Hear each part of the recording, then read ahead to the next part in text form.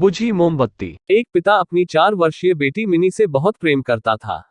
Office से लौटते वक्त वह रोज उसके लिए तरह तरह के खिलौने और खाने पीने की चीजें लाता था।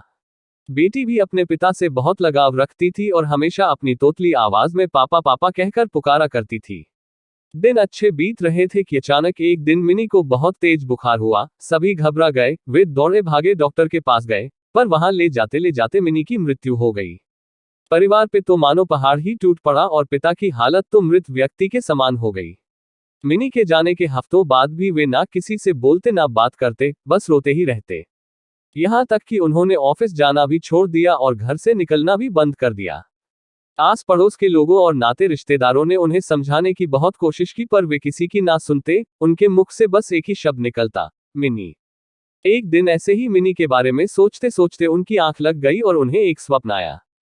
उन्होंने देखा कि स्वर्ग में सैकड़ों बच्चियां परी बनकर घूम रही हैं, सभी सफेद पोशाकें पहने हुए हैं और हाथ में मोमबत्ती लेकर चल रही हैं। तभी उन्हें मिनी भी दिखाई दी।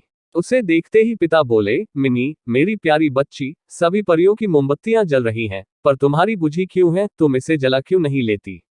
मिनी बोली, पापा, मैं तो बार बार मोमबत्ती जलाती हूँ, पर आप इतना रोते हो कि आपके आंसुओं से मेरी मोमबत्ती बुझ जाती है। ये सुनते ही पिता की नींद टूट गई। उन्हें अपनी गलती का एहसास हो गया। वे समझ गए कि उनके इस तरह दुखी रहने से उनकी बेटी भी खुश नहीं रह सकती, और वह पुनः सामान्य जीवन की तरफ बढ़ने लगे। मित्रों, किसी करीबी के जाने का गम शब्दों से बयान नहीं किया जा सकता, पर कहीं ना कहीं हमें अपने आप को मजबूत करना होता है और अपनी जिम्मेदारियों को निभाना होता है।